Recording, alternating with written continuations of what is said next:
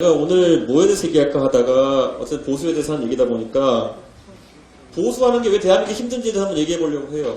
예, 보수라는 걸 하려고 그러면은 우리가 대한민국에서 어쨌든 다당제가 실질적으로 아닌 상황 속에서 양당 체제에서 보수를 하려고 그러면은 51%를 포괄할 만한 뭔가를 내세워서 이제 정치를 해야 되는데 그 51% 안에 기본으로 끼워져 있는 분들의 사상 체계가 굉장히 난해한 부분이 좀 있습니다. 그거를 이해하지 않고서는 이걸 풀어나가기 굉장히 어려운 게 사실이고, 반대로 그분들에게 휘둘려가지고는 나머지 가운데 있는 뭐를 모으지 못해가지고 50일에 도달 안 하는 그런 필연을 가지고 우리는 보수를 해갑니다. 그런데 이 어려움 속에서 어떤 문제점들이 있는지 한번 제가 보려고 했고요. 그래서 뭐라고 할까요? 다윗의 별과 슬퍼셋이라고 이렇게 이름을 붙여봤는데요. 다윗의 별이 뭐죠? 다윗의 별. 이스라엘 국기에 있는 그 육각형 모양의 별이 방패를 상징하는 다윗의 별입니다. 유태인과 유대교의 상징이기도 하고요. 이스라엘의 그 국기에도 나와 있는 거죠. 다윗의 별, 그리고 슈퍼챗. 최근에 보면 유튜브에서 보면 돈 받는 거 슈퍼챗이라고 하죠. 보수를 두 단어로 나타내보려고 노력을 많이 했어요. 최근에 우리 주류 보수가 뭘 하고 다니냐를 봤을 때, 자,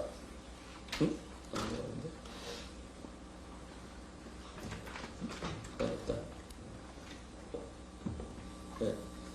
자, 저분이 누구냐면은,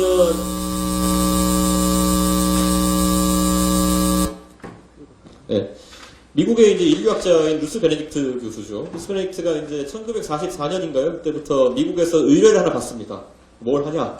일본을 연구해라. 예. 44년도쯤 되니까 태평양 전쟁의 한복판이었고, 일본이 이제 뭐 카미카제고 뭐 이런 거 할 때거든요. 미국 사람들이 일본을 바라보니까 도저히 이해가 안 가는 거예요. 이 사람은 뭐 하는 사람들인데, 이렇게 서구 사회에서 봤을 때 이해하기 어려운 양식을 가지고 있느냐. 그래서 루스 베네딕트라는 사람한테 책을 써달라고 해서 46년에 이제 출간된 책인데, 그때 이제 미국이 일본에 대해서 분정을 하고 있을 때였죠. 분정을 하고 있을 때 그 통치한 데 있어가지고 이해하기 위해서 이런 노력들을 했던 것인데, 국화가 상징하는 게 뭔가요? 일본의 왕실의 문양인 것이고, 또는 평화. 일본 같은 데 보면 다도 이런 것도 있죠. 그러니까 굉장히 고요하고, 또 일본 사람들 평상시 조용조용하죠.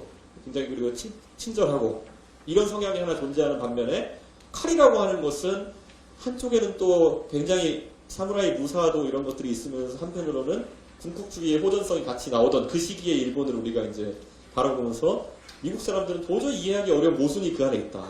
예.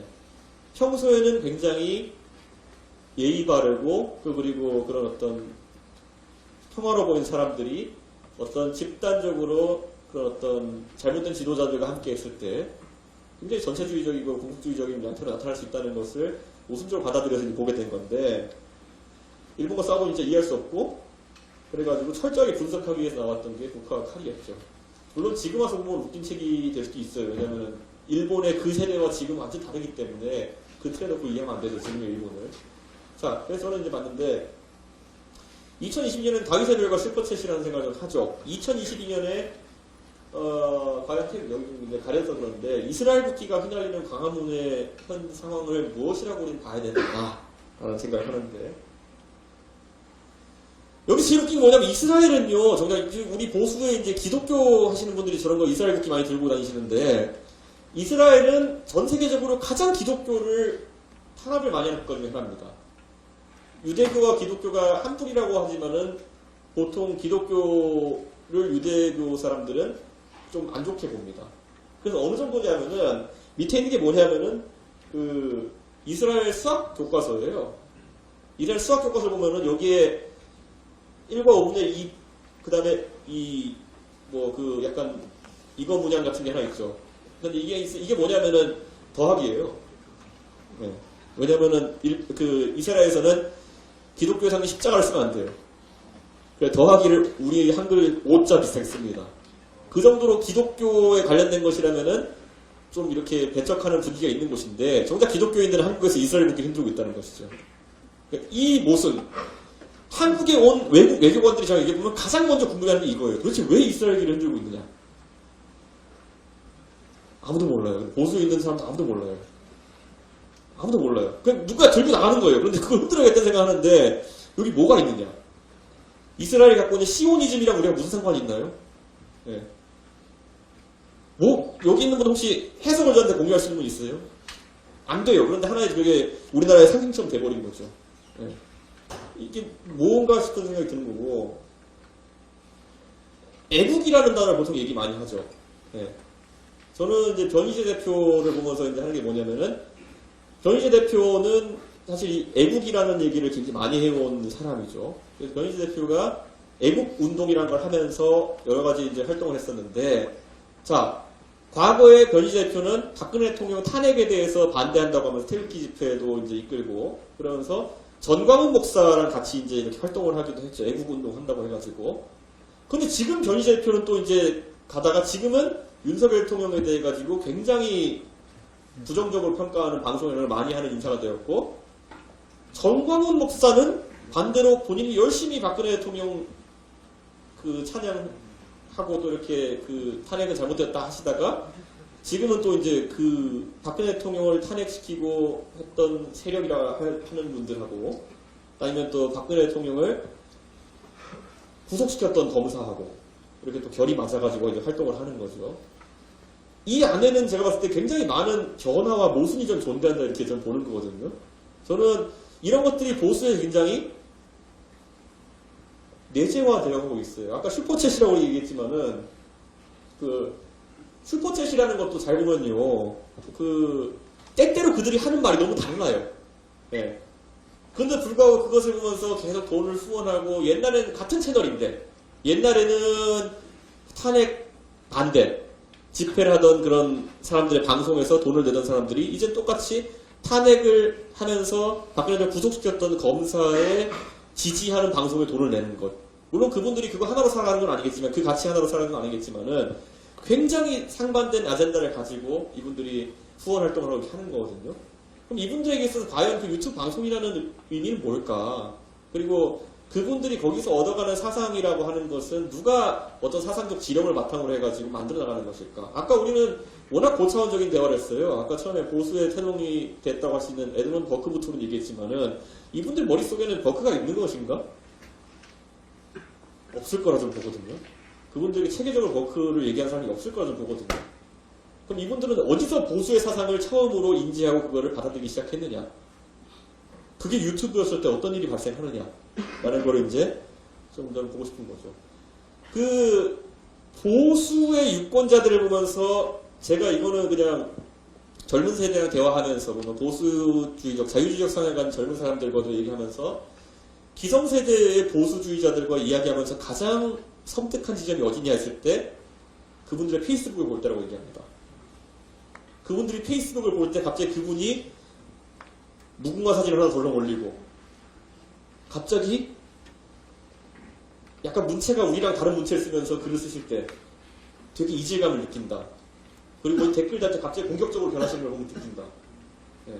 저는 되게 많이 느끼죠. 제 지금 휴대폰 열어보면요, 여러 버전에 이상한 게 막 들어있어요. 보면은 자네를 참 좋아했네부터 시작해가지고 네. 네. 거의 비슷해요. 문체가. 자네를 나는 참 좋아했네. 그런데 보수가 이렇게 하기 위해서는 이렇게 해야 되지 않겠는가? 뭐 이렇게 문체부터 약간 다르죠. 이제 보면은 이런 것도 있고, 아니면 또 대충은 되게 막 화가 많이 나신 분들은 욕부터 박죠. 야, 이 쌍놈의 새끼하고 시작하죠. 이제 보면은. 근데 나중에 이제 봐가지고 제가 이제 지방선거 끝나고 나가지고 이제 리멤버나 이런 거 명함 같은 거 자동 등록 되잖아요. 그래가지고 나중에 저한테 상명을 보냈던 분들을 찾아가지고 한번 그분의 이름을 가면 어느 순간에 어느 동네의 시의원이 되는 경우가 있어요. 그분들이. 그러니까 저는 이런 얘기를 하면 보수의 그런 어떤 지금 주류 보수에 있는 분들 중에서 되게 화난 분들이 많다는 거. 근데 화났다는 건 뭐냐면 문재인 정부 때는 뭐에 화난지 알겠어요. 문재인 정부에 대해 가지고 본인이 불만을 가지고 화나가지고 뭐 이런저런 욕도 하고 이렇게 하는 건 알겠는데 지금도 굉장히 화가 나 있어요. 예. 보수 지금도 화가 나 있는 분 되게 많아요. 뭔가 적을 찾아야 되고, 지금은 보수는 국가 운영에 책임을 진 세력인데, 국가 운영에 책임을 진 세력이라고 하는 건요, 이런 거예요. 이재명 의원에 대해 가지고 어떻게 한다 그래도 나중에 그것 때문에 윤석열 정부가 잘 되진 않아요. 예. 이재명 의원이 어떻게 되는가가 윤석열 정부가 잘 되는 거랑은 별로 상관이 없어요. 지지율 수치나 아니면 이런 거에 정치적인 면에서 약간 변화가 있을 수 있겠지만은 최종적으로 3년차, 4년차 가게 되면은 윤석열 정부의 평가는 경제가 발전되었느냐, 사회 제도가 성숙되었느냐, 공정과 상식은 지켜졌느냐, 이런 거에 대한 내가 하는 일에 대한 평가인 거거든요. 우리가 대학 입시 경쟁을 한다 하더라도 내가 대학 가려면 내가 공부해야 되는 거지 남을 깎아내려가지고 대학 갈 수는 없거든요. 근데 지금 보수는 아직까지도 그 상황 속에서 자기 아젠다를 내놓지 못하고 계속 이렇게 누군가를 두들겨 패야 되는 이런 상황 속에서 가고 있고, 그 중심에 보면은 유튜브가 있는 것이죠. 왜냐, 유튜브가 자기 담론을 만드는 것에는 굉장히 약하기 때문에. 유튜브라는 것이 어떻게 처음에 방송이 이제 시작되었냐를 제가 말씀드리면, 제가 종편 1세대거든요. 옛날에 10년 전으로 가보면 2011년 이전에 대한민국에서는 시사 콘텐츠, 토론이라고 하는 것은 굉장히 비싼 콘텐츠였어요. 비싸다는 게 뭐냐면은 접하기 힘든 콘텐츠였어요. 지상파 3사에서 심야 토론, 100분 토론 하는 것 정도가 유일한 그런 어떤 정치 시사 토론의 장이었던 적이 있었어요. 나머지는 뭐 아침에 뽀뽀뽀하고 뭐 그다음에는 뭐 아침마당 해가지고 건강식품 비싼 거 하고 그다음에 뭐 나중에 가면 뭐 다큐멘터리 하나 틀고 이게 편성이었잖아요. 요즘은 근데 종편이 나오면서부터 아침부터 계속 누가 와서 떠들어요. 시사평론가라는 사람들이. 그러다 보니까 시사평론이라는 게 이제 범람하는 과정이 됐는데, 이런 게 있어요. 시사평론이라고 하는 것을 이 왜 종편에 처음에 범람했냐면은 제작비에 거의 안 들어요. 패널 둘이 나와서 떠들면 20만원, 20만원, 40만원 땡이에요. 그냥 보면은. 예. 근데 예능 프로그램 만들어 보면은 편당 제작비가 5천만원 이렇게 하거든요. 그러니까 한 시간을 때우는 데 있어가지고, 물론 출연료마저 끝나는 건 아니겠지만은 출연료에서부터 몇 천만원 차이가 나요. 대신 시청률은 나오게 하려고 그러면은 센 말을 해야죠. 예. 그래서 우리 종편 앵커분들 보면 굉장히 특이한 분들 있죠. 아니 이런 일이 생겼습니까? 이런 거 하는 분들 있잖아요. 보면은 방금 하신 말씀 하십니까? 아무 내용 없는 말이에요. 보면은. 근데 그런 게 발달할 수밖에 없는 이유가 뭐냐면은 그렇게 해야지만이 싼 값에 방송을 양산해가지고 24시간 채널을 채울 수 있기 때문이에요. 근데 그쪽으로 진화했는데 문제는 뭐냐면은 방송은 그래도 방송 심의의 틀을 준수해야 되는 거예요. 그래서 처음에 제가 방송을 하다 보면 그쪽으로 나가시던 분들 보면요, 꼭 말실수를 해요. 그리고 이걸 하다 보면은 보수 쪽 이제 방송 나오시던 분들 뭐냐면은 꼭 이제 그 시청률 올리기 해가지고 테마를 잡아서 하죠. 그 5.18 한번 건드리고, 예. 그리고 이제 뭐 용어 한번 화끈하게 쓰시고, 좌빨 이런 거 한번 쓰시고, 예.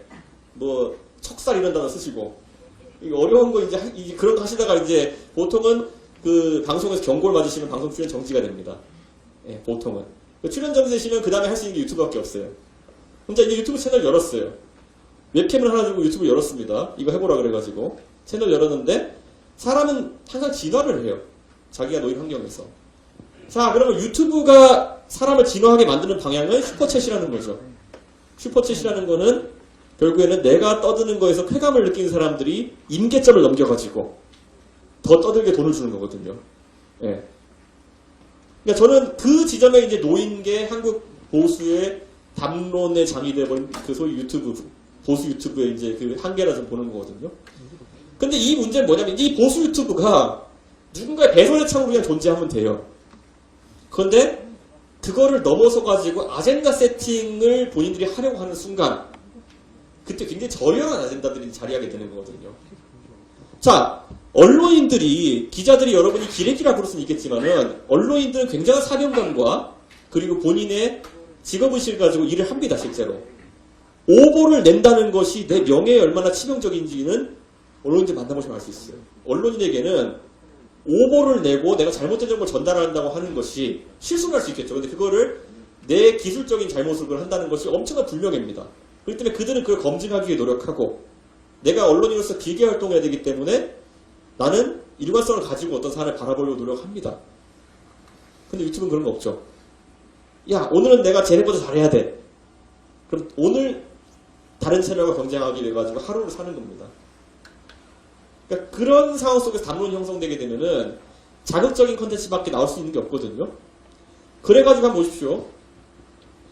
부정선거 담론 같은 거 나왔을 때 거기서 자극한 건 뭐냐면은 가장 사람의 저열한 모습들, 패배에 승복하지 못하는 사람들의 마음을 긁어 모아서 방송을 한 거예요. 선거에 졌는데 그걸 받아들이지 못하는 사람이 그건 부정이야. 이거는요, 정치 지도자 또는 책임있는 언론이라면 절대 부추기면 안 되는 것인데 유튜브는 하죠. 그렇게 하면 돈이 될 걸 생각하니까. 예. 저는 그러니까 이거가 얼마나 그 보수 정치권에 위험한 것인가. 그리고 그 담론이 거기에 머물지 않는 이유는 뭐냐면은 보수의 정치적 리더라고 할 수 있는 사람들 또는 국회의원까지도 이제 그 방송을 보고 정치를 한다는 겁니다. 저는 근데 이런 현상이 계속 지속되게 되면은 결국에는 정치가 그냥 저열화될 수밖에 없는 그런 상황을 가지고 있고, 이게 보수에서 진보보다 먼저 온 게 지금 비극이 되어버렸습니다. 보수와 진보가 유튜브를 접한 시기는 비슷했지만은 보수는 여기서 주체가 됐던 사람들이 누구냐면요, 아까 말했던 것처럼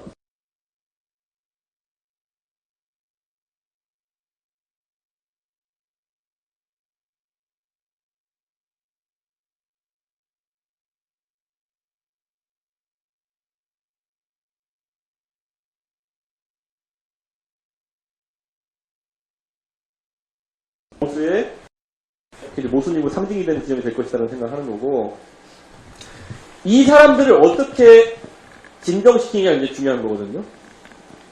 제가 부정선거 담론을 만났을 때 저는 이거는 굉장히 위험하다 생각해가지고 논쟁으로 해결하려고 많이 했죠. 예. 사실 논쟁으로 해보면요, 10분만 얘기하면 바보 만들 수 있어요, 상대를요. 왜냐? 부정선거 담론 처음에 기억하시는 분 혹시 있을지 모르겠지만 부정선거가 이거예요. 처음에 이걸로 시작해요.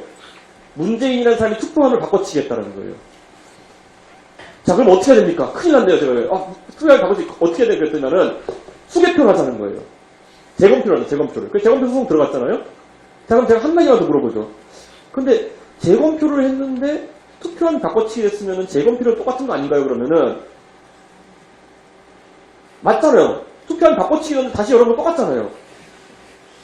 그럼 뭐 하자는 거죠? 이렇게 얘기하면은 야, 이 프락스 새끼야, 이렇게 나와요. 네가 문재인을 돕기 위해서 그런 소리 하는 건 이렇게 나와버려요. 왜냐? 이미 거기서 또 막혀버리거든요.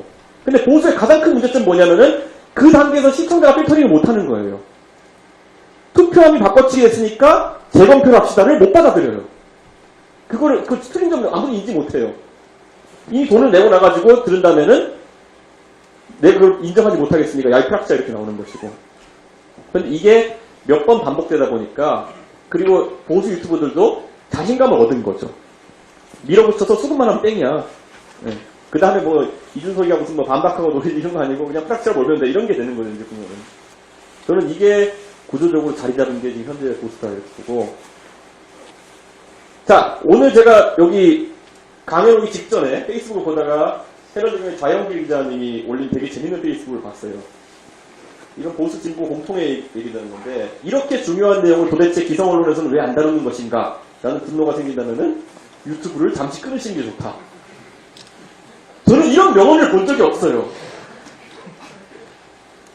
맞는 말이거든요. 유튜브에서 삶의 안식을 찾는 대부분의 사람들이 뭐냐면은 문재인을 살리기 위해서 모든 언론이 대동단결했다. 네. 김건희 여사를 숨기기 위해 가지고 모든 언론이 대동단결했다. 이런 거거든요, 보면은. 그러니까 저는 이 세계관이라는 것 속에서 보수와 진보가 다 허덕이고 있지만은 보수가 훨씬 더 세게 허덕이고 있다. 네. 집권했는데도 그래요. 되게 특이하죠. 집권했는데도 음모론에서 벗어나지 못해요. 네. 반공 트라우마 못지않게 더 센 게 지금 뭐냐면은 부정선거 트라우마입니다. 보수한테는. 왜냐? 아까 말했잖아요. 세계관이 다른 사람끼리 뭉치기 시작했어요. 김어준의 뉴스 공장을 듣는 사람들끼리 뭉쳐가지고 자기들만의 세계관을 형성하고요. 어준님이 말한 대로 자기 세계관을 형성하고, 그 다음에 이제 보수 유튜브 보는 사람들끼리 자기 세계관을 형성하고, 그렇게 모여있으면요, 그 세계관에 따르면은 우리는 무조건 이겨야 돼. 예. 그리고 이미 진실은 규정되었다는 거예요. 그래서 냉정하게 이렇게 보면, 예전에 제가 우리 황교안 대표가 계실 때, 이럴 때 우리 부정선거 하기 전에, 총선 지기 전에 분위기 뭐냐면, 유튜브만 사람들이 다 보니까 뭐냐면은, 이번에 총선은 무조건 보수가 이긴다요, 보수 쪽에서는. 그 이유는, 내 주변에 문재인 좋아하는 사람 없다요. 이게 제가, 어디 고깃집에서 나온 얘기를 들은 게 아니라요, 무려 미래통합당 최고위원회에서 최고위원들이 나누던 대화를 제가 말씀드리는 겁니다. 제가 최고위원이 있기 때문에 아는데, 이게 지금 가장 큰 문제예요, 지금 보면은. 끼리끼리 모여가지고 더 이상 옆을 볼 이유가 없는 것이죠. 예. 왜냐? 보수가 어느 순간부터 여유가 없어지고 그만큼 절박해졌기 때문에. 왜냐? 연달아 깨지면서 선거에. 근데 이겼음에도 아직까지 그 본능이 있고, 북한에 의해서 공산화될지 모른다는 그 두려움이 몇십 년 지배했던 것처럼, 문재인은 뭐든 할 수 있는 사람이다. 양산의 집에 앉아가지고 뇌파로 조종해가지고 투표를 바꿔치기 할 것이다라는 생각을 진짜 걱정해요, 사람들은. 예. 선관위이 다 매수됐기 때문에. 그러니까 그런 담론들을 가지고 지금 저희는 선거를 치르고 있는 겁니다. 예. 근데 이게 지속되고 있는 것이고, 이런 막연한 두려움과 막연한 음모론 속에서 2030 세대는 아닌 젊은 세대가 관심을 가지만 아젠다가 테이블에 올라올 것인가에 대해 가지고 굉장히 회의감을 갖고 있던 시절이 있었죠. 근데 제가 이제 대표가 될 때쯤에는 그래도 한번 이거를 해보자라는 움직임이 모였기 때문에 제가 대표가 될 수 있었던 것이고, 그 안에서 젊은 세대에서 가장 큰 갈등의 요소 중에 하나라고 생각할 수 있는 젠더 이슈 같은 것을 이제 사실 테이블에 올려놓은 것이었죠. 그것이 어떻게 소비되느냐에 대해 가지고 여러 가지 관점이 있을 수 있겠지만은, 저는 2021년도에 2020년 초에 젠더 논쟁이라고 하는 것은 상당히 대한민국에서 진행된 다른 사회적 논쟁에 대해 가지고 건전하게 진행되었다라고 생각해요. 다만 거기서 이제 핀트 못 잡고 계속 무슨 말만 하면 혐오니 어쩐 이렇게 하는 좀 뭐랄까요? 오래된 세대의 사람도 있어서 그런 거지. 저는 앞으로도 이런 관점에서 논쟁들이 많이 나올 수 있다 생각하고, 이게 보수의 미래가 될 것이라 생각해요, 저는. 네. 이게 트럼프가 이야기하는 PC 논쟁이라고 하는 것과는 조금 다른 방향으로 좀 진행될 수 있다라고 저는 생각해요. 트럼프가 이야기하는 것들이 미국에서 이제 이야기했을 때, 트럼프는 이런 게 있어요. 그러니까 대선에 출마하면서 이런 아젠다를 내세웠기 때문에 굉장히 강하게 이걸 들이받았던 것인데, 저는 이걸 그 전에 이제 선거 전에 끌고 들어오면서 젠더 논쟁 같은 걸 시작했었는데, 선거가 없을 때 이 논쟁이 오히려 치열하게 가열돼야 되는 거예요. 네. 선거 때 가게 되면요, 갈라치기가 항상 나와요, 보면 뭘 할 때마다. 근데 전혀 갈라치기가 상관없는 상황에서 그런 얘기를 해가지고 그 논쟁을 잠재우려고 하는 사람들이 생기거든요. 그래서 저는 선거가 없을 때 오히려 이런 논쟁을 활발하게 가져가는 것이 보수의 이제 하나의 활로가 될 것이다 이렇게 생각하고요. 그래서 아까 제가 얘기했던 것처럼 보수는 왜 차별금지법 논쟁을 계속 회피하는가? 지금요, 진보 정당에 대해 가지고 먼저 선제적으로 이야기할 수 있는 건 아까 말했던 것처럼 차별금지법 같은 거를 우리가 오히려 들고 나갔을 때 저는 세게 논쟁을 붙일 수 있다 이런 생각을 합니다. 사실 질 수가 없는 논쟁이라는 생각하고요. 대한민국 미래를 위해 가지고 꼭 필요한 논쟁이라고 생각합니다. 저는 대한민국 사람들, 예를 들어 진보 아젠다를 가진 사람들이 그 사람들의 생각을 정립할 필요가 있어야 돼요. 왜냐면 진보에 있는 사람 제가 상대해보면은 가장 제가 이제 제가 편하게 생각하는 건 뭐냐면은, 그분들은 모두가 저희가 처음에 와서 얘기할 때 보면은 제가 그들보다 완고하고 고루한 보수적 생각을 가지고 있을 거라는 생각으로 저희 접근을 해와요. 그래가지고 저한테 얘기할 때, 지금 와서 제가 이름 말하면 모르겠지만 통진당이나 이런 데 옛날에 있던 분들 같은 경우에는 저한테 얘기하면서 이준석 씨는 엘리트적인 삶을 살아오고 있기 때문에 이런 거 모르시죠 같은 게 되게 많이 나와요. 그래서 제가 100분 나갔을 때 저한테 버스 요금이 얼마인지 지하철 요금이 얼마인지 물어본 분이 있었어요. 네. 그 영상 촬영 나와요. 그래서 제가 그 당시에는 10km까지 1,050원에, 그 다음에 그때 10km까지 1,050원이고 그 당시 킬로마다 100원씩 얹어집니다. 그 당시 요금 기준으로. 지금은 1,250원입니다. 그렇게 얘기해줬더니만 깜짝 놀라서 어떻게 아세요? 이랬거든요. 근데 그게 진보에서 이런 논쟁에 임하는 사람들의 선민의식이 우선 굉장히 컸었어요. 이런 아젠다는 보수는 모르고 보수는 깨질 거야 라는 생각 때문에 논쟁을 굉장히 이제 많이 하고 싶어 했었는데, 보수는 반대로 피해왔고요. 네. 그리고 맨날 내보내면은 아까 말했던 것처럼 좀 이상한 분들 내보내가지고 깨지기도 했고요. 근데 저는 이제는 좀 다르게 접근해야 된다는 생각을 제가 하고 있는 것이고, 네. 아까 말했던 것처럼 차별금지법을 공격한다기보다는 논쟁한 데 있어가지고 포괄적 차별금지법이라고 하죠. 포괄적 차별금지법은 모든 것의 차별을 언제 없앤다 라고 하는 그 진보적 주장에 대해 가지고 그러면 당신들은 둘 중에 하나만 선택해라. 차별금지법과 남녀동수 페미니즘 중에서 어떤 걸 선택하겠느냐. 남녀동수 페미니즘이라는 거는 모든 직위나 이런 곳에, 임원이나 이런 곳에 남녀가 동수로 가는 것이 이상적인 사회적 균형이다라고 생각하고 그것을 추구하기 위한 적극적 보정을 시행하는 게 남녀동수 페미니즘이거든요. 자, 그러면 이거를 한다는 거는 여성에게 어드밴티지를 주겠다는 거 아니냐? 라고 하는 것인데 그거에 대해 가지고 말을 잘 못해요. 그렇게 보면은. 그러면 이제 대단 논쟁 나오는 게 여성은 원래 불리한 위치에 있다. 라고 이야기하죠. 자, 그러면은 남녀 동수, 여성이 불리한 위치에 있지 않다고 보는 것은 어떻게 할 것이냐, 그러면은. 예를 들어 교사라든지. 이런 것들을 되는 데 있어서 여성이 무슨 불리함이 있느냐. 지금 시험을 치고 이런 것에 있어가지고. 결과적으로도 그렇게 여성이 많이 진출하는 상황이 나올 때, 교사 같은 경우에는. 그러면은, 이런 거 이제 논쟁을 이어나가면 되는 거거든요. 저도 여기에 대해 가지고, 해놓은 말이 많지만은, 제가 모든 사실을 옳다고 생각하고 던지는 건 아니에요. 가다 보면 저도 말문이 막힐 때도 있고 이런 걸 항상 보면서 가는 건데 적어도 이 첫 질문에서 아마 진보적인 토론자들은 막힐 가능성이 없습니다. 왜냐면은 죽어도 못 잃거든요. 남녀동수 페미니즘은. 예. 진보 정치인들은 남녀동수 페미니즘을 버리겠다고 하는 순간 진영 내부에서 센 공격이 들어오거든요. 예. 그랬을 때 어떻게 이제 그들이 대처하는가 이런 거를 봐야 되는 것이죠. 이런 것도 있어요. 자, 우리가 이런 논쟁을 이제 이끌어 나간 게 있어가지고, 보수 진영은 아까 말씀드렸던 것처럼, 유튜브나 이런 데서 돈이 안 되니까 안 건드리는 것도 있고요. 두 번째로는 뭔 얘기인지 모르니까 잘 안 건드려요. 근데 진보 쪽에서는 너무 싸게 막으려고 합니다, 이거를. 네. 싸게 막는다는 건 뭐냐면은, 한마디로 사람에게 낙인 찍고 끝내려고 해요, 보면은. 어떤 논쟁을 시작할 때. 장애인 이동권에 대해 얘기하고 장애인의 시위 양식에 대해서 얘기하겠다 그러면은, 너 장애인 혐오. 이렇게 해가지고 낙인 찍어서 보내는 거를 지금까지 방식으로 삼아온 거죠, 지금까지.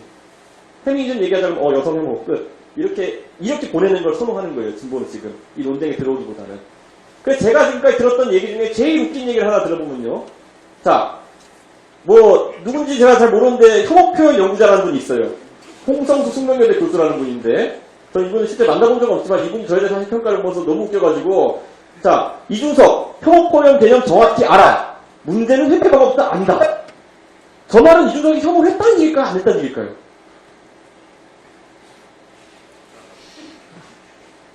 저 말은 이준석은 혐오 표현을 한 적이 없다는 얘기예요. 근데 하여튼 혐오를 했대요. 그래가지고 건국일의 혐오 선동에 가장 능수능란한 정치인. 혐오 표현을 하지도 않았고 혐오 표현을 회피하는 방법 잘하는데 혐오 선동을 가장 능수능란하게 하는 정치인이다. 그럼 정확히 제가 뭘 했느냐에 대해서는 또 이제 의문인 거예요. 제가 뭘 했냐는 거죠, 이제 보면은. 근데 이게 지금까지 이제 진보 정치권이나 아니면 진보 학계에서 제가 지금까지 1, 2년 동안 이끌어왔던 아젠다에 대응하는 거의 유일하면서도 어이없는 반응이죠, 보면은. 너는 혐오한다. 근데 자, 혐오라는 건 이런 거예요. 혐오라는 거는 아까 차별금지법에 약간 닿아 있는 것인데 어떤 사람의 특성이나 어떤 개개인의 어떤 선호를 가지고 그 사람을 불합리한 처분을 하거나 싸잡아서 이야기하는 게 혐오거든요, 보면은. 그러려면 제가 여기서 예를 들어 장애인 전장현 시위를 제가 이제 예로 들자면은 나는 박경석이 장애인이기 때문에 싫다가 돼야 돼요. 예. 근데 예를 들어서 나는 지하철에서 박경석 대표가 시위를 하든 애국보수가 시위를 하든 아니 누가 와서 시위를 하든지 간에 지하철을 멈추는 방법으로 시위하는 건 안 된다고 생각한다라고 하는 거는 혐오랑 1도 관계가 없어요. 그런데 이거를 혐오로 규정짓기 위해서 이제 기적의 논리가 등장합니다. 여기서 이제 놀라시면 안 돼요. 나중에 기사 찾아보면 뭐가 나오냐면요. 이준석은 혐오 발언을 한 적이 없으나 그 기사에 달린 댓글들은 혐오 댓글이기 때문에 이준석은 혐오를 저장했다요. 자, 이러면요. 이제 이거는 발언을 어떻게까지 해야 되는 것이냐라는 것이거든요. 자, 제가 이거 가가지고요.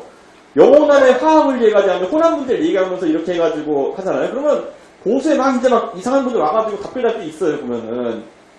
이래서 전화 새끼는 안 되고 이런 다른 게 있어요, 보면은. 저는 그런 의도 전혀 없고 그런 말 한 적도 없어요. 근데 저한테 와서 그런 댓글을 다는 사람도 있으면 제가 그 발언을 하면 안 되는 겁니까? 그러니까 저는 이런 것들이 이제, 자, PC라는 거 논쟁이라고 하는 것이 이제 미국에서는 굉장히 오랫동안 제가 이제 대학 다닐 때 한창 그 PC 논쟁이라는 게 강하게 일어났었어요. 그래서 저는 거기에 훈련이 된 사람이거든요. 제가 말할 때 그런 걸 책을 잡히지 않아요. 그래가지고. 진보 진영에서 처음으로 이런 사회적 논쟁을 겪으면서 그런 말실수 안 하는 대적 상대를 만나니까 당황해하는 게 있는 거죠. 보면은. 그래서 저는 확신합니다. 여기 계신 고려대학교에 다니는 아주 잘 교육받은 대부분의 여러분이라고 한다면은 사회 문제를 토론장으로 가져와가지고 그런 기술적인 문제에서 저는 책 피지 않을 거라고 확신합니다. 그리고 그런 분들이 토론에서 적극적으로 나서 주셔야지만이 이런 사회 문제들이 해소가 되는 거거든요. 저는 그런 장을 만들고 싶어가지고 이 능력을 되게 중요하게 봅니다. 저는. 예. 혐오 프레임을 돌파할 수 있는 능력이라든지 그걸 쓰러지지 않고 꿋꿋이 앞으로 나갈 수 있는 능력이 되게 중요하거든요. 예. 이게 앞으로 대한민국의 많은 사회 갈등을 해결하는데 도움이 될 것이다라는 저는 생각을 하고 이게 아마 보수 정치의 하나의 관건이 될 것이다. 왜냐? 제가 이걸 얘기한 건 뭐냐? 아까 대한민국에서 자칫 지금 하는 이 시도가 잘못되게 되면요. 진짜 극우 나옵니다. 근데 극우는 기본 베이스가 혐오인 경우가 있어요. 예. 이민자 때려잡고 예. 종교가 다른 사람한테 뭐라 하고 그러니까 굉장히 이런 온건한 논쟁을 넘어서가지고 논쟁이 차단되게 되면은 저같이 그냥 지하철 시위하지 마십시오 해서 너 장애인 혐오 이런 식으로 대응하는 게 보편화될 경우에는 극우로 갑니다. 그게 우리 사회에 재앙이 들어오는 지점이에요, 보면은. 예. 그러니까 저는 그 시점을 막기 위해 가지고 보수에서 해야 될 노력이 있고,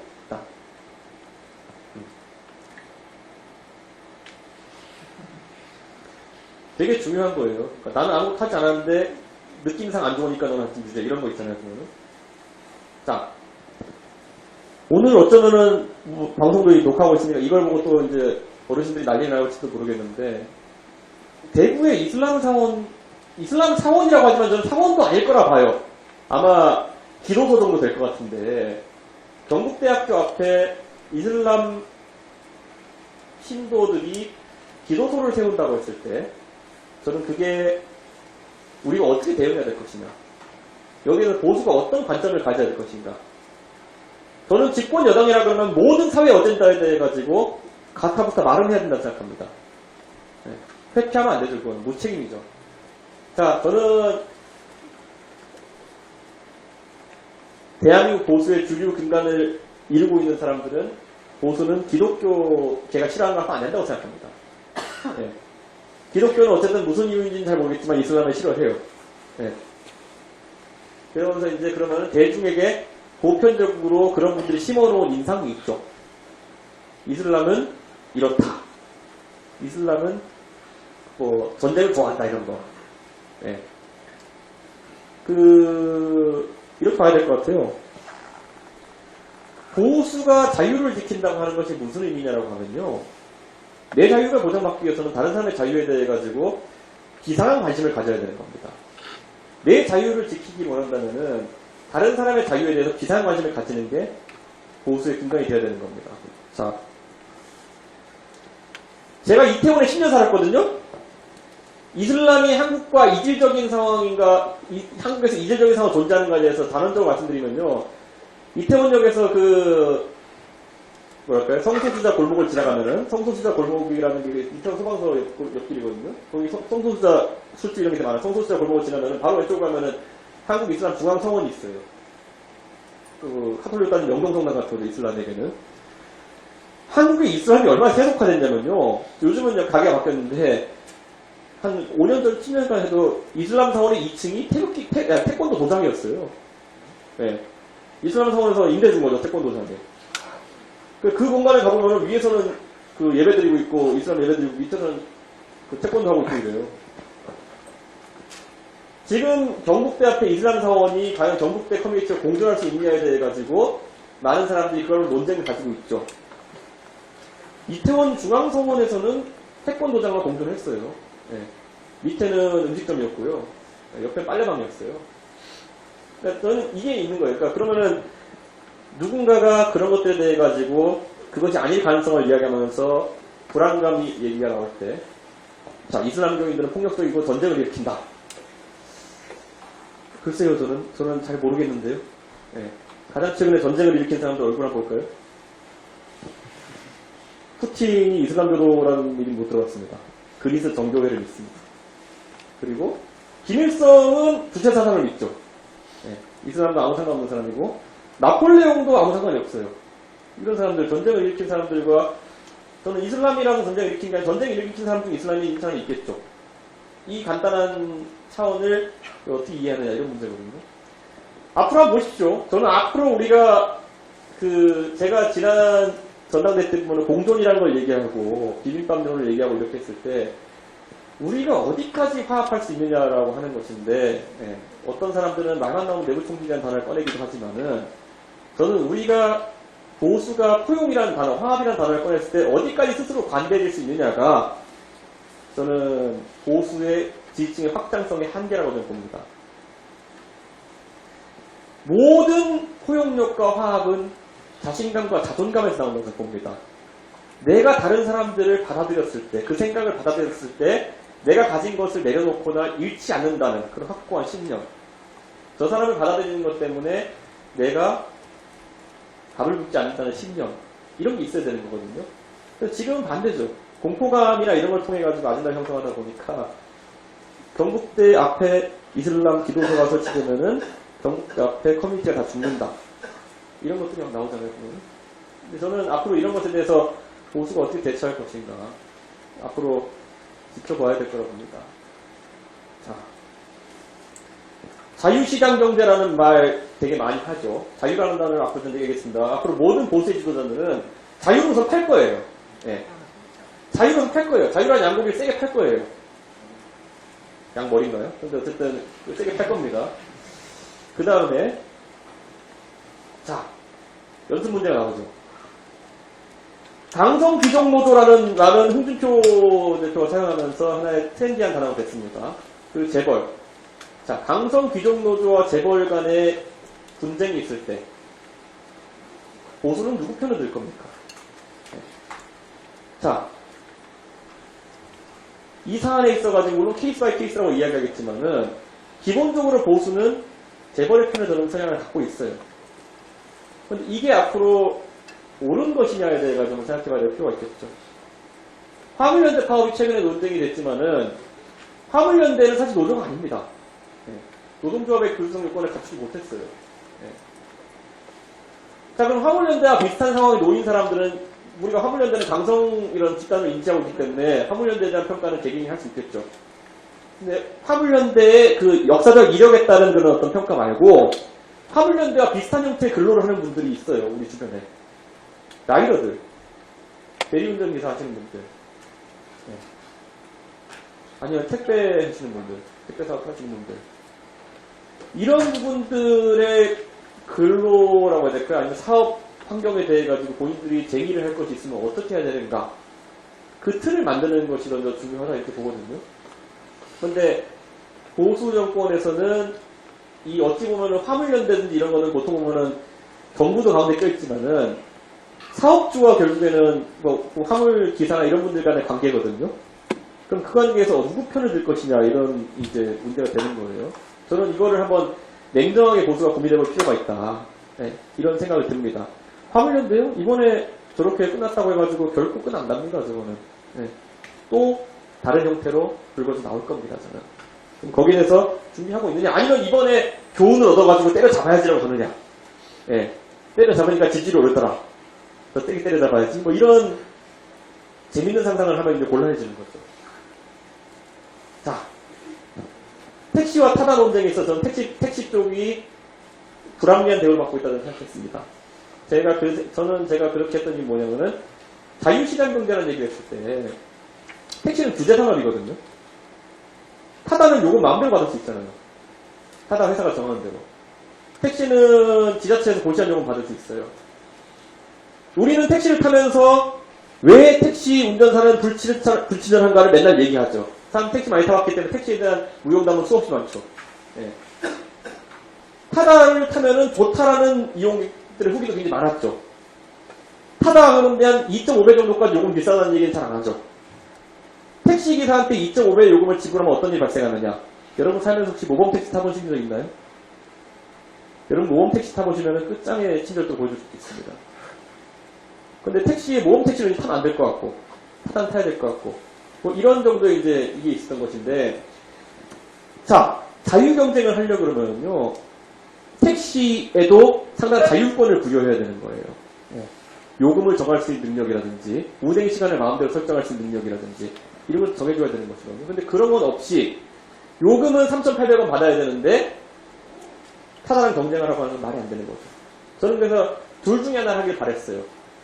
타다의 비슷한 수준의 규제를 하든지, 아니면 택시의 규제를 풀어라. 이렇게 얘기했는데, 결국은 타다를 때려 부쉈죠. 그냥 끝났죠, 그리고.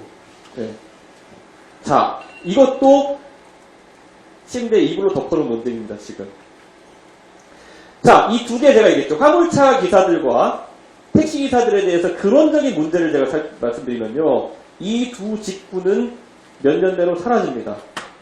우리가 흔히 얘기하는 자율주행차라는 것 때문에. 보수가 앞으로 이제 고민해야 될 거는요. 이런 것들을 미리미리 찾아가지고 제도를 풀어내는 게 굉장히 중요해요. 그리고 가장 선점하는 게 중요해요. 여러분, 화물차 같은 경우에는요. 자율주행의 난이도 중에 제일 낮은 난이도예요. 생각해보세요. 고속도로만 달리면 되잖아요. 장거리 화물 같은 경우에는. 그거는 솔직히 지금 할 수 있어요. 장거리 화물차 같은 경우에는. 그럼 먹지도 마시지도 않고 운행하는 화물차 같은 경우에는 상당히 일자리를 없애겠죠. 화물연대에 계신 분들도 저는 약간 안타까운 게 뭐냐면요. 화물연대가 주력해야 되는 것 중에 하나가 뭐냐면 지금의 처우에 대한 부분도 중요하겠지만은 2, 3년 뒤에 4년 뒤에 다가올 자율주행 시대의 화물차 운전사의 지위란 무엇인가에 대해 가지고 본인들이 생각해봐요. 여러분 혹시 생각해본 적 있어요? 자율주행 화물차가 되면 어떻게 될까? 자율주행이라는 게요. 자, 난이도가 있어요. 자, 부산을 실어 서울 온다고 했을 때 부산에 어디서 싣고 서울에 와가지고 상계동까지 싣고 와서 내리는 거는 난이도 높아요. 근데 그 전에 첫 단계로 오는 게 뭐냐면요. 고속도로 올릴 때까지, 부산에서 고속도로 올릴 때까지는 누가 사람이 끌고 가고, 거기에 딱 화물차 놔두면은 서울 톨게이트까지는 자동으로 오고, 그래서 누가 또 화물차를 타가지고 상계동까지 실어주고, 요거는 금방 구현할 수 있어요. 의외로 금방 와요. 몇 년 내로. 그랬을 때 필요한 노동력이 거의 몇 분의 1로 줄거든요. 그랬을 때. 그럼 그 시대가 왔을 때 화물차 운전자들은 어떤 지위를 가지게 되는 것이냐. 이런 것들이 미리 이제 이야기가 돼야 되는 거거든요. 택시도 마찬가지입니다. 자, 대한민국의 법인 택시, 개인 택시 이렇게 있잖아요. 만약에 자율주행 택시가, 그건 좀 더 난이도 높겠지만, 자율주행 택시가 되게 되면은, 자율주행 택시는 누가 운행하게 해줘야 될까요? 권리는. 지금의 개인 택시 운전하시던 분들에게 자율주행 택시의 권리를 그대로 인정해줘야 될까요? 저는 해줄 수밖에 없게 될 거라고 봅니다. 안 해주면 어떻게 될까요? 택시기사분들은 보통 가진 자산이 본인이 거주하는 집과 택시 면허값, 택시 번호판값 한 시도별로 달지만 1억 정도 되는 값, 이렇게가 재산이시거든요. 지난번에 타다, 카카오, 카풀 택시 논쟁이 있었을 때 그때 많은 택시기사분들이 격렬하게 저항하셨고 그에 대해 가지고 몇 분의 택시기사분들은 분신을 통해 가지고 강하게 자기 의견을 이제 표현하셨던 적이 있어요. 그분들에게는 자기 번호판의 가치를 휴지로 만드는 카풀과 타다의 도입이라는 것이 생존의 위협으로 느껴지는 거예요. 그럼 자율주행 택시 업권을 그분들에게 인정해주지 않았을 경우에 그때보다 더 센 저항이 나올 것은 불보듯 뻔합니다. 그러면 20만 명에 달하는, 22만 명에 달하는 택시기사의 표를 정치권이 무시하고 그렇게 할 수 있을까? 없어요. 자, 그러면 역으로 또 이제 그럼 반대방의 문제 생깁니다. 자율주행 택시가 먹지도 않고 마시지도 않고 운행하는 자율주행 택시의 업권을 개인 택시에 대한 인정한다? 지금은 택시기사가 8시간 열심히 일하고 집에서 차 세워놓고 이렇게 하는 구조잖아요? 지금 택시기사가 버는 거에 대해 가지고 몇 배는 법니다. 지금 택시기사들이 연간에 한 4, 5천 버시는 분들 많은데 개인 택시를 하시면은 4, 5천 버시는 만들지 그러면 먹지도 마시지 않고 혼자 돌아다니는 택시는 1, 2억씩 벌 겁니다. 네. 그래서 본인은 집에서 TV 보고 있어도 돼요. 그 업권을 그대로 인정하면 한 1년에 1, 2억 정도 벌어주는 자율주행 택시에 를 여덟 사고파는 가격은 얼마 정도 될까요? 여러분이 배운 경제학을 봤을 때 여러분한테 1억을 매년 갖다주는 예금 상품이 있으면 얼마나 예금을 해야 될까요? 이자율 5%면 20억이에요. 네. 20억이에요. 5%면. 2%면 40억 가게 되고요. 50억 가게 되고요. 그 보이시죠? 한쪽은 분신을 해야 되는 정도의 상황이고 한쪽은 50억 자산가가 되는 방향이에요. 그럼 이 중간에 어딘가에 타협점을 찾는 건데 이게 되게 힘들죠, 이게. 근데 이게 몇 년 내로 다가온다는 얘기죠, 그러면. 네. 그런데 이런 것들을 보수가 미리 대응하고 준비할 수 있는 그런 미래에 대한 고민이 있느냐? 별로 없다라는 거죠. 네. 그래서 저는 앞으로 이런 것들도 아까 제가 말했죠. 사회 논쟁이라고 하는 건요. 대립하는 제도에 대한 것들도 하나가 될 수 있겠고, 두 번째로는 예측 가능한 미래의 어쨌든 그런 지점들을 미리 이제 살펴가지고 싸우는 것도 있어요. 근데 지금까지 제가 정치하면서 당대표하면서 보여줬던 거는 앞에 기존에 존재하는 갈등에 대해 가지고 이미 성숙한 갈등에 대해 가지고 어떤 논쟁을 붙이는 거였다면 이제 다음 단계에서 저희가 해야 될 건 뭐냐면은 미리 미래에 대한 고민을 이제 우리가 하기 시작해야 되는 것이죠. 올 수밖에 없는 미래에 대해 가지고. 그런데 그게 과연 보수가 다음 단계로 끌고 갈 수 있는 논쟁인가? 1단계도 잘 못했는데. 그래서 저는 이게 아마 중요할 것이다. 왜냐? 제가 이 논쟁을 하는 이유는 딱 한 가지예요. 공평하고 불편부당하지 않은 자유로운 시장경제 체계를 유지하기 위해서 해야 되는 최선의 제약이 어디냐에 대해서 제 나름대로 고민을 미리 하고 있는 거예요. 이 고민 안 돼 있잖아요? 제가 그냥 말씀드릴게요. 나중에 또 정말 상상하기도 싫고 저는 꼭 그렇지 않았으면 좋겠지만은 어떤 분이 분신하겠다 나서야지 이걸 처리할 거예요. 네. 그게 지금까지 대한민국 정치권과 보수의 한계성이었죠. 네. 자, 일관성을 가지고 사는 게 힘들다고 얘기했습니다. 우리는 자유를 입에 달고 삽니다. 네, 보수의 정치인들은. 그런데 역시나 연습 문제를 풀어보면은 잘 안 되죠. 중국을 별로 좋아하는 것 같진 않아요. 보수에 있는 사람들이. 중국에 대해서 이런저런 얘기를 하죠. 그러면 홍콩에서 민주화운동이 있었을 때 홍콩 민주화운동에 대해 가지고 보수 정치인들이 입장을 피력했느냐? 안 했죠. 네, 안 했죠. 이게 무슨 일일까요, 이게 보면? 첫째, 국제정세에 대한 무지. 이것도 인정 가능해요. 두 번째는 뭐냐면은 비겁함. 네. 아까 우리가 처음에 이 논의를 시작할 때 뭐가 있었냐면은 대한민국이 우리 젊은 세대는 약간 다른 게 뭐냐면 우리는 대한민국이 선진국이라고 생각하는 세대예요, 우리는. 우리 윗세대로 가면요, 지금 50대 이상으로 가면요, 그분들이 항상 대한민국은 후진국이었고 개발도상국이었고 특혜를 받아야 되는 위치였어요. 근데 대한민국은 이제 누가 봐도 선진국이에요. 이걸 부정하는 거는 글쎄요, 저는 좀 뭐 이상하다 보고 선진국에 도약하기 위해서는 경제적 풍요를 넘어서가지고 국제사회에서 의무와 책임이라는 게 나옵니다. 이 의무와 책임에서 한국은 항상 면제되길 바라죠. 그리고 전형적인 간제기론으로 가죠, 이제 보면은. 예. 중국과 미국 사이에서 균형다론이, 운전다론이 다른 데서 못 웃는 데였으면 우린 그걸 하고 있죠. 저는 근데 여기서 미국 편을 들은 것도 아니고, 중국 편을 들은 것도 아니고, 우리 철학이 확립되면은 결국에는 간단하다. 예. 자유라는 걸 우리가 그렇게 얘기하고 다니면은, 민주당은 다른 얘기 할지 모르겠어요. 적어도 보수는 자유라는 것이 억압받는 상황 속에서는 자유를 지키는 방향으로 의견을 내야 되는 것이다. 저는 그렇게 살려고 합니다. 그런데 보수에 정치하는 다른 구성원들이 거기에 맞게 살려고 노력하는지는 잘 모르겠어요.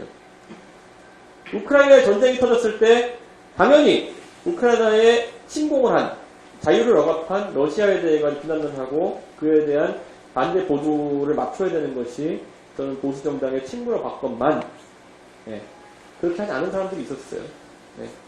저는 이런 것들이 앞으로 보수에 있어가지고 여러분 제가 이런 얘기 하는 게 뭐냐면은 지금까지의 과오를 했던 보수들은 바뀌기가 쉽지 않을 겁니다. 그렇게 살아왔기 때문에. 자, 젠더 이슈가 왜 나이든 세대에서는 젊은 세대랑 전혀 다르게 진행되는지 아세요?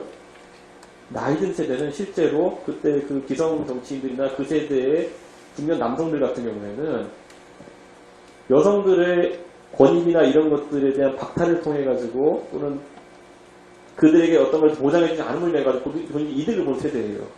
예. 그렇기 때문에 그에 대한 부채의식이 존재하는 거예요. 예. 그렇기 때문에 여기에 대해 가지고 지금의 20대, 30대가 가지고 있는 젠더 이슈에 대한 인식을 그대로 공유할 수가 없는 거예요. 예. 마찬가지로 이 중진국과 후진국의 개념에 있어가지고 평생 우리는 후진국으로 살아왔다라고 생각하는 사람들의 마인드로 있어가지고는 이걸 이해하지 못하는 거예요. 자, 그래서 여기서 해볼게요. 자, 그럼 여기서 하나 더 치고 나가면은, 예. 이거죠. 최근에 망중이성 논쟁이라는 게 있었잖아요. 예. 넷플릭스나 아니면은 페이스북이나 이런 다국적 기업이 우리나라에 들어와가지고 사업을 할 때 인터넷 회선 비용을 누가 부담해야 되는 것인가? 인프라에 대한 비용을 그 회사들이 KT나 SK 브로드밴드에다가 따로 내야 되는 거 아니냐? 그렇게 수천억씩 내야 되는 거 아니냐라는 얘기를 하죠. 이게 정확히 뭐냐면요. 우리가 컨텐츠 후진국이라는 발상에서 나오는 겁니다. FTA라는 제도를 보십시오. FTA라는 제도를 보면은 FTA는 간단합니다. 각 국가의 관세를 철폐한다거든요. 그럼 관세 철폐, 자유무역을 하기 위해서 더 목소리를 높여야 될 쪽은 어디냐면은 내일 관세가 많은 사람들입니다. 어디냐? 수출국가죠. 우리가 미국에 팔아놓을 게 많으면은 미국에다 무관세하자 이렇게 해야 되는 거죠. 우리가 수입할 게 많으면 오히려 관세를 걷자고 하겠죠. 자, 그럼 콘텐츠에 있어가지고 그리고 낭중립성의 논쟁이라고 하는 건 넷플릭스든지 아니면 디즈니든지 아니면 페이스북이든지 간에 그걸 중개하는 플랫폼에서 콘텐츠를 결국에는 누가 누구에게 수출하느냐의 문제입니다. 우리가 예를 들어서 동남아에 우리의 OTT 통해서 우리나라의 우수한 드라마라든지 아니면 여러 콘텐츠가 갈 수 있게 하려고 그러면은 콘텐츠 전송 비용이 쌓아야 되거든요. 근데 만약 낭중립성 이슈에 있어가지고 우리가 먼저 낭중립성을 해지하고 부담금을 물리기 시작하면요. 모든 경제 주체에서는 그렇게 했을 때 귀속이 일어납니다. 그러면은 우리가 컨텐츠 소비하는 단가가 올라갈 거예요. 그럼 우리가 컨텐츠 소비하는 양이 줄어들게 되겠죠. 당연한 거죠. 마찬가지로 동남아에서 우리 컨텐츠, 동남아도 만약에 우리가 낭중립성을 폐지하면은 거기도 그걸 사례에서 나가지고 국제적으로 이제 확산될 가능성이 있습니다. 우리가 팔아야 되는 콘텐츠들의 단위 가격이 비싸지는 거죠. 우리 콘텐츠는 달라진 게 없는데. 그러니까 우리가 이런 거에 대해서 간단히 생각하면 돼요. 우리는 중진국 마인드, 후진국 마인드 벗어나가지고 우리가 선진국 마인드로 넘어갔을 때 어떤 일을 하느냐. 환경에 대한 것도 마찬가지예요. 이거는 보수가 이런 거죠. 자, 우리는 보면 환경 규제에 대해 가지고 굉장히 비용을 줄여야 된다 쪽으로 가죠. 이건 뭐냐면은 기업 논리죠. 기업의 굴뚝에다가 탈황장치나 아니면 이산화탄소 제거장치를 설치하는데 비용이 많이 드니까 우리는 각종 세계적인 규범과 그런 운동에 동참하지 않는 것이 낫다. 때문에 맨날 우리가 우리 연재주세만 하고 있죠. 이거는 우리가 전형적인 중진국, 후진국 비용 마인드죠. 그 이 안에서 우리가 가야 될 거는 전형적인 재벌 논리죠. 대규모 공장에 이런 거 보유한 사람들의 논리겠죠. 근데 거꾸로 생각해보면요. 보통 선진국에 생각한 나라는요. 환경 규제라는 것을 강화하는 데 있어서 적극적입니다. 지구를 살리기 위해서 아닙니다. 왜냐? 오염물질이 적은 차를 중국은 못 만들지만 우리는 만들거든. 이런 거거든요. 사실 국제사회에서 그런 어떤 환경에 대한 여러 가지 규범이나 이런 것들은 중국은 계속 빠져나오려고 그러죠. 중국은 나중에 기술을 거의 다 떠다니 못한 거 있으니까. 근데 그런 환경 규제나 이런 것들은 보통 선진국이 배리어를 치기 위해 가지고 우리나라에 차를 팔려고 그러면은 배출가스가 이 정도 이하여야 되라고 하는 게 보통 배리어를 치기 위해 사는 경우가 굉장히 많아요. 근데 우리는 전형적인 후진국 마인드를 아니 중진국 마인드를 가지고 우리 항상 어떤 면제를 받아야 되는 그런 규제라고 생각하기 때문에 그렇게 가는 거죠. 그러니까 저는 여기서 이거 전환을 어떻게 보수가 이끌어내느냐 되게 중요합니다. 여기서 우리가 한 번 더 치고 나가가지고 산업을 고도화한다는 것이 결국에는 우리가 기술 승부를 보고 우리가 오히려 그런 규제를 타고 해외로 진출할 수 있는 것인지 아니면 매번 가가지고 한 번만 이렇게 하고 이제 읍소하고 이렇게 되는 상황인지는 살펴봐야겠죠.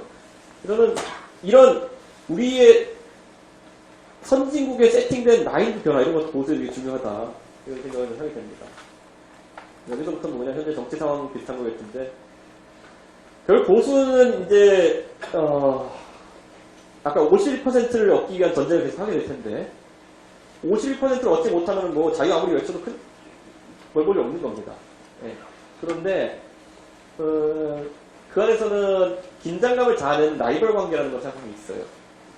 라이벌 관계가 밖에 형성될 때도 있고 안에 형성될 때도 있습니다. 밖에 형성된다는 거는 예를 들어 진보와 보수의 지도자가 서로 숙명의 라이벌처럼 되는 경우도 있고 아니 보수 진영 내에서도 이 의견과 이 의견이 대립하면서 긴장을 자아내는 경우도 있습니다. 전자가 당이 달랐던 김대중과 김영삼의 이야기일 것이고요. 후자가 당이 같았던 박근혜와 이명박의 이야기였을 겁니다. 그렇게 해서 어쨌든 보수가 중요한 것은 긴장감을 보수가 가져가면서 보수의 정책과 방향성에 사람들이 집중하게 만들어야 되는 거거든요. 근데 보세요. 그러려면은 그 라이벌 관계에 대한 인정이 있어야 되는 거거든요. 근데 지금 보면은 자 예전에 어떤 정치인이 있었습니다. 경제학을 조금 배운 사람이에요. 그래가지고 원내대표 연설하면서 증세 없는 복지는 허구입니다. 라는 말을 했어요. 틀린 말은 없어요. 거기에. 그런데 그 말을 들은 누가 열받아가지고 거기에 넣고 배신의 정치를 심판해달라고 했어요. 그러니까 우리나라에서 정치 담론이 제일 저열해진 점이 이거거든요. 아까 전에 말했잖아요. 장애인이든지 아니면은 국가공작원 문제를 하더라도 절대 지하철을 막아설 방식을 시행하는 건 반문명적이다 했더니만은 너 혐오 이렇게 가는 거랑 증세 없는 복지는 허구다 얘기했더니만 너 배신 이렇게 가는 거랑 이게 진짜 가볍게 논쟁을 돌려 세우기 위해 가지고 쓰는 저열한 방법이거든요. 근데 그런 거죠. 그러니까 보면은 혁신위원회를 만들자. 그래가지고 혁신하자. 그래서 새로운 이제 공천제도 이런 걸 만들어 보자 했더니만은 내부 총괄 당대표 이런 거 있잖아요. 보면은 이런 식으로 대화가 진행돼가지고는 보수에서 내부의 건전한 토론이나 아니면 라이벌 관계, 긴장관계를 형성하기 어렵고 외부는 죽이자 살다 가는 거예요. 이제 보면은. 예. 예. 저는 제가 제 입으로 언급하지 않겠습니다만은 지난 대통령 선거에 나오셨던 두 분의 주요 후보를 보면요. 서로 상대 진영에 붙여준 별명을 보면은 별명 자체가 저열해요. 예. 그 별명이 뭔지 제가 언급 안 하겠습니다만은 둘 다 이름이 한 글자로 바뀌었어요. 근데 이게 정상적인 상황에서는 이게 사람의 별명이 될 수 없는 것들이 막 나오거든요. 이게 뭐냐면 상대에 대한 존중이 없는 거예요. 보면은 제가 봤을 때는. 저는 앞으로 이 상황에서는 이 라이벌 관계 건강이 존재하지 않는 상황 속에서는 절대 토론이나 논쟁이 전혀 이루어지지 않는다. 예. 저는 제가 말했잖아요. 저는 이재명 의원이랑 그때 지방선거를 지휘하는 역할을 서로 이렇게 맞닥뜨렸을 때 이재명 의원한테 전 찐 이런 거 안 했습니다. 저는 절대 그런 거 아니에요. 아까 말했잖아요. 제가 진짜 별로 안 좋아하는 의원의 아들 얘기 안 하는 것처럼 저 그런 거 절대 안 해요. 너는 형수가 어떻고 이런 거 절대 안 하거든요. 근데 보수는 그것만 하죠. 사실 유튜브 가면 그 얘기밖에 안 하죠. 예. 근데 왜냐 저는 이재명 의원이 하는 그 담론을 이길 자신이 있어요. 그래가지고 무슨 말도 안 되는 뒷보험을 이전해요. 예? 그러니까 그런 논쟁을 했을 때 우리 상대가 당황하는 거지. 너 찍 그러면 너 또 다른 거 하죠. 이제 보면은 이거 무슨 의미가 있는 논쟁이에요. 대한민국에서. 그러니까 저는 이 상황에서 보수가 오히려 자꾸 그걸 회피하면 안 되는데 그걸 하고 그게 이제 가치 수준 낮아지는 결과를 가져왔다. 저는 이런 생각하기 때문에 저는 계속 논쟁을 이끌어 나가려고 할 겁니다. 지금 와서 보면 이 문장이 얼마나 교과서적인 혁명 모습이냐면요. 대표가 내부 총질이라는 건요. 그냥 논리적으로 혁명 모습이에요. 네. 대표는 그 당의 대표자입니다. 대표가 하는 말이 정론이고 나머지 당의 구성원이 하는 게 소수 의견이 돼야 되는 거예요. 원래는. 네. 사장님이 하시는 말씀이 회사의 대표 의견이고 거기에 노조가 하는 게 반대 의견이거나 아니면 다른 사원이 내는 의견이 보충 의견이 되는 거예요. 근데 대표가 내부 총질을 하는 거는 구조적 불가능해요. 보면은. 내가 선출돼가 내가 대표로서 얘기하는 건데. 근데 이런 혁명 모습이 통용되는 게 보수입니다. 예. 대표가 내부 총질. 이건 왜냐면요. 대한민국이 그 선출된 왕을 모시는 나라였다는 거예요. 지금. 그 조선왕조 500년 그 전에도 뭐 왕조를 계속 겪으면서 우리가 중앙집권 체제 빨리 이룬 나라이기 때문에 중앙집권 체제에 익숙해져 있고 그 왕의 권한 중에 생사역할권이 포함되어 있었기 때문에 거기에 서 적응한 거죠. 네. 미국은 반대로 연방제로 시작했기 때문에 그 권한의 분리가 적절하게 이루어진 것이고 주와 연방 간에도 이루어진 것이고 우리는 여기에 그래서 이제 이게 진짜 좀 어려운 변화예요. 네. 박정희 신화에 사로잡힌 분들이 이제는 사라지실 때 박정희 신화의 핵심이 뭡니까? 우리가 지금은 경제 상황이 어렵지만은 어쩌면 이번 2020년 대통령 선거에서 대통령 잘 뽑으면은 갑자기 고도 성장할 수 있어. 뭐 이런 거거든요. 로또 맞길 기대하면서 계속 이제 이런 걸 하는 건데 이게 안 되는 시대가 왔거든요. 네. 그럼 저는 이 권력이라는 것이 왕에게 집중된 이런 과거에 조선왕조부터 내려온 이 시스템에서 어떻게 우리가 변모시킬 수 있느냐라는 그런 관점으로 가야 되는 거죠. 네. 저는 그게 아마 앞으로의 보수의 될 것이다. 최근에 당 대표를 뽑는 룰에 대해 가지고 누가 이제 막 여러 가지 이야기를 하거든요. 여러 가지 얘기를. 당원 100%로 당 대표를 뽑는 나라들이 뭐 있다 이렇게 하는데 이제 보면요. 정당 민주주의 가장 세게 발달한 미국은 당 대표를 안 뽑아요, 그냥. 당 대표가 없어요. 네. 미국은 당 대표 없어요. 원내대표라고 할 수 있는 폴로우 리더 정도만 있는 것이고, 일반 중앙당 대표라는 건 존재하지 않아요. 그게 왜 없어졌냐면은, 공천 야영을 통해가지고, 당의 권력을 사유화할 가능성이 있기 때문에, 미국의 정당 체제에서 그게 없고, 100% 완전 경선 오픈 프라이머리로 가는 거죠. 자, 대한민국의 공무원 시험에서 청탁이라는 게 안 먹힌 이유는 뭐냐면요. 시험을 뽑는 게 법제화 돼서 그래요. 네. 저는 어떤 곳이든지 간에 안정화를 이루려면은, 자, 우리 국사 시간에 보면은 교과서에 많이 나오죠. 어떤 고대 국가가 중앙집권 국가를 변모하는 과정에서 고려 백제신라면 가장 먼저 하는 게 뭐죠? 보면 보통 뭐 불교가 몇 년에 들어오고 이렇게 한 다음에 율령반포, 예, 율령반포 해가지고 뭐 이렇게 하고 그 다음에 이제 하는 게 뭐냐면은 나중에 고려쯤 가가지고 좀 더 이제 시스템이 정비되면은 인재선발체계의 체계화, 과거제도 보통 이런 단계를 거쳐가지고 국가 형성을 해나가는 것인데 율령반포와 과거제도가 뭐냐면요. 당에서는 율령반포, 당원당규를 제대로 갖고 가느냐, 예, 그리고 과거제도, 공천을 제대로 하느냐 이거거든요. 그런데 지금 아직까지 보수정당의 역사 60년이라고 하지만은 국민의힘에서는 뭐 해놓으려고 하면 자꾸 그걸 누가 휘저어요. 예. 그때마다 선출된 왕이 하나씩 나오게 되면 흔들어요. 그거를. 저는 이게 근데 보수 정치에 있어가지고 굉장히 위험한 지점이다. 저는 이렇게 생각합니다. 그래가지고 이건 뭐 제가 지금 하는 얘기도 일반적인 정당론이기 때문에 민주당에 똑같이 적용되는 것인데 우리는 이런 것들을 살펴볼 필요가 있다. 그리고 이제 이거는 또 뭐가 있냐, 무오류주의. 선출된 왕을 모시는 나라이기 때문에 선출된 왕에게 어떤 오류도 있으면 안 됩니다. 네. 왕의 오류는 왕권의 오류가 되는 것이고 왕권의 오류는 체제의 붕괴를 가져온다라고 믿는 사람들이 있어요. 그러니까 왕은 절대져야 되는 것이죠. 왕이 말실수를 했다. 절대 말실수 인정하면 안 됩니다. 네가 잘못 들은 거야. 여러 번 들어봐. 이게 지금 정확히 우리가 들어있는 지금 시퀀스예요, 그러면은. 네. 무오류주의. 네, 근데 무오류주의 검색해보면 무오류주의를 가장 열심히 하는 나라가 어딘지 나와요. 네, 수령 무오류주의라고. 근데 이 무오류주의가 저는 되게 위험하다는 겁니다, 지금 보면은. 네. 박근혜 대통령이 무오류주의에 가장 가까운 분이었어요.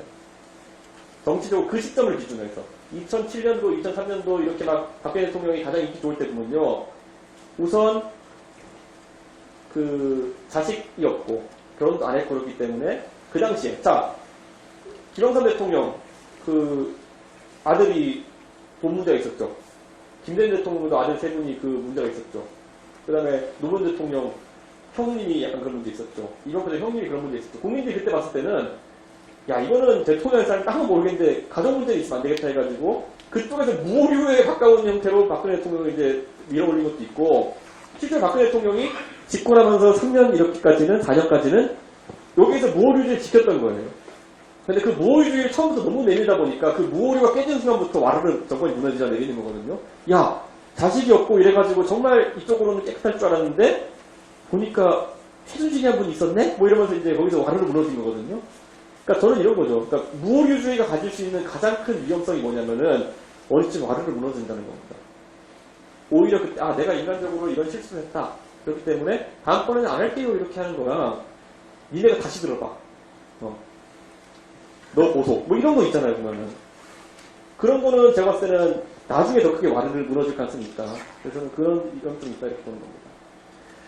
그리고 보수 진영의 정치인들은 제가 1년 동안 가장 힘들었던 게 뭐냐면요. 초선 의원들이 많거든요, 우리 당에. 초선 의원들한테 초선 얘기해보면은 저도 이게 이렇게 잘못됐다는 걸 알고 있습니다. 이런 얘기를 해요. 이런 어떤 이상한 상황이 발생했을 때. 그때 그 뒤에 항상 붙이신 게 뭐냐면 근데 제가 초선이라 힘이 없어서 그런 얘기를 해요. 근데 이런 거예요. 저는 이렇게 살려고 합니다. 초선이라고 힘이 없는 게 아니라요. 초선 때 하던 짓을 그대로 합니다. 사람들은. 다선이 돼서도. 노무현 대통령은 초선 때부터 노무현이었어요. 예, 노무현 대통령이 갑자기 한 정치 10년 차에 깨달음 얻어가지고 수소하다 갑자기 나 노무현 된 거 아니에요. 노무현 대통령이 시작하자마자 노무현이었고요. 노무현 대통령이 전두환 대통령 그때 청문회 할 때, 5공 청문회 할 때, 여러 사람들 앉혀놓고 뭐라 하기도 하고, 그 다음에 명패까지 던지죠. 그리고 정주영 회장을 앉혀놓고는, 예, 정주영 회장 청문회에서는 본 의원이 증인과 맞대서 대등하게 질문할 수 있는 기회는 흔치 않습니다. 어쩌고 해가지고, 노동자들이 피눈물을 옆에서 지켜보는 함께 가슴이 녹아내는 느낌 받으면서 이 질문을 하고 있습니다. 이랬더니만은, 정주영 회장이 그 당시에, 저는 그렇게 살지 못한 것을 반성합니다. 이렇게 이야기했어요. 근데 이게 뭐냐면요. 대한민국에서 정치 권력에도 그렇고요. 경제 권력에도 그렇고 이렇게 말을 할 수 있는 사람이 별로 없습니다. 초선인 다선이든 간에. 그래서 노무현은 처음부터 노무현이었던 거예요. 초선 때 이 얘기를 했기 때문에. 자, 그러면 보시죠.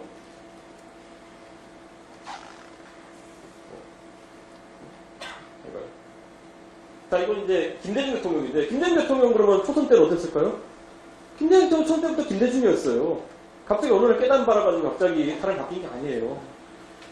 이때 이게 유명한 게 뭐냐면은, 어떤 의원, 동료 의원이 이걸 폭로했어요. 그랬더니만은 잡아가두려고 하니까 김대중 그 당시 의원이 필리버스터를 5시간 동안 갑자기 중재가 대본 없이 올라가가지고 열변을 토했던 적이 있죠.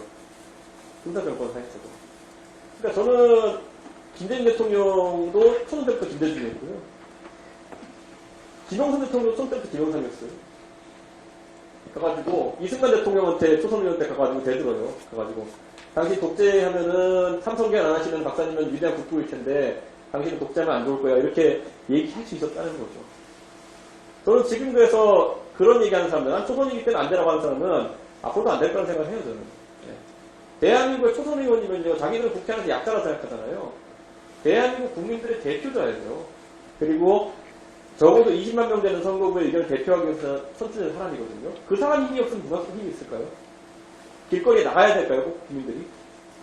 그러니까 저는 이런 측면에서 보수정당의 위기가 지금 이거라는 겁니다. 여러 가지 안 좋은 상황이 발생했을 때 그 안에 내부적인 자정 능력이 없으면은 그 사람들이 삼선이 되어서도, 저는 그 사람들이 삼선이 되어서도 가능성이 낮다 보지만은 삼선이 되어서도 비슷한 삶을 살 가능성이 높다. 네. 갑자기 깨달음을 얻진 않는다. 절대 그런 정치는 난 본 적이 없다. 그렇기 때문에 여러분이 앞으로 정치에 있어가지고 논쟁하고 잘못된 것을 비판하고 잘못된 게 아까 옳고 그름의 논쟁도 많겠지만은 때로는 대안의 경쟁도 더 많아요. A와 B의 경쟁도 되게 많아요. A와 B의 경쟁 같은 경우에는 훨씬 더 적극적으로 사람들이 나서야죠. 그런데 보수정당이 그게 사라졌다는 거. 그게 가장 위기라는 것이고 보수정당이 사라진 이유는 보수가 그걸 용납하지 않는 그런 문화가 생겼기 때문인데 호랑이는 어릴 때는 그냥 어린 호랑이입니다. 예. 우리가 어린 호랑이를 고양이라 부르진 않죠. 예. 고양이가 아무리 많이 먹고 아무리 나이가 들어도 호랑이로 되진 않습니다. 고양이가 열심히 먹고 열심히 뛰고 열심히 운동해봤자 그럼 우리는 살찐 고양이라고 하죠. 예. 보수의 구성원들이 저는 어린 호랑이들이 많은 곳인가 아니면은 앞으로 살찐 운명을 가지고 태어난 진짜 청년을 자처하는 고양이들인가. 저는 이거에 보수의 미래가 달려있다 이렇게 봅니다. 그래서 저는 이런 거예요. 적어도 우리는 나중에 대한민국이 우리가 여기 있는 분들이 만약 10년 뒤에 이제 더 적극적인 사회에서 영역을 담당하게 됐을 때 그때 우리가 어떤 철학을 가지고 이 나라를 이끌어 나갈 것인가를 고민해야 됩니다. 누군가는 노력해야 됩니다. 누군가는 그거를 생업에 바꿔가지고 댓글로라도 달아야죠. 네. 이렇지만은 연좌는 아닌 거 아닙니까? 자유한다면서 왜 이럽니까? 네. 이렇게 해가지고 도대체 공정한 경쟁을 어떻게 하라는 겁니까? 나는 이야기를 해야 되는 거지. 나는 이재명이 잘못했으면 좋겠어. 이게 보수의 가치 전혀 아니거든요. 이재명이 잘못된다고 해서 보수 잘 되는 게 하나도 없어요. 내가 하나 예측해드릴까요? 이재명 의원이 잘못되면요, 김부겸 총리가 그 대표하는 사람이 될 겁니다. 보수도 되게 어려운 영역이 될 거예요. 그런데 제가 보수가 혁신하고 보수가 악선하고 먼저 아젠다를 던지는 것 외에는 방법이 없다. 그리고 그것이 지난 2년 동안 보수가 4번의 선거를 지고 3번의 선거를 내리 이겼던 비결 중에 하나였다. 그 기간 중에 보수는 보시면은 어쨌든 보수가 아젠다를 주고 하잖아요. 지금은 그런 거 없죠. 검찰이 아젠다 주고 하는 세상. 그게 바뀐 겁니다. 배신자 담론이나 내부총재 담론 이런 거는요, 앞으로 살찐 고양이도 이렇게 안 나오는 그런 담론입니다, 보면은. 예. 고양이도 조용히 하고 망하지 말고 밥이나 먹어. 이렇게 계속 키우는 거거든요. 나중에 한 대 쓸데없는 고양이도 나올 겁니다. 그래서 저는, 마지막으로 이 말만 하고 싶어요. 세대포 이론이라는 말이 처음 나왔을 때, 저는 세대포 이론이라는 말 자체를 제가 만들었음에도 불구하고, 굉장히 제한적인 저는 용도라고 봅니다. 저는 이거는. 세대포 이론이라는 건, 기술적인 면에서 선거를 이기는 데 필요한 어떤 하나였고, 이것을 포괄한 더 큰 용어는 논쟁적인 사회, 논쟁을 즐길 수 있는 다원화된 사회가 저는 와야 된다 이렇게 보는 거거든요. 세대포 이론은 급하니까 우선 전통적 보수, 반공밖에 머리 없는 아저씨들과 20대, 30대 결합하기 위해 가지고 나온 겁니다. 20대, 30대, 40대, 50대, 60대, 10대 동시에 결합할 일은 저한테 없어요. 결합이라는 것이 생각을 획일하자는 것도 아닙니다. 적어도 이 사람들이 같은 울타리 안에서 논쟁할 수 있게 하는 장을 만들자는 정도가 제 역할이었거든요. 자, 그러면 이제 그런 것들이 뭐가 있을까? 한번 생각해보고 던지는 건 아마 여러분들 과제가 될 겁니다. 저는 젠더 이슈는 재미는 있지만 유한한 과제입니다. 네. 여성가족부가 초기에 만들어졌을 때 그들이 호주제 폐지라든지 여러 가지 아젠다를 성공적으로 이끌어낸 것은 옳지만은 여성가족부가 추가적인 아젠다를 만들어내지 못하고 이상한 게임 정책이나 다루고 있고 이러면서 스스로의 존재 가치를 부정하면서 지금의 여가부 폐지론까지 나오게 된 것처럼 저는 계속 이런 아젠다를 만들어내지 못하면은 결국 정치는 소멸할 수밖에 없고 그 이후에는 되게 저열한 이제 공격만 남을 것이다. 저는 그게 오지 않기를 바랍니다. 보수에서. 그래서 오늘 여기까지로 하겠습니다. 감사합니다.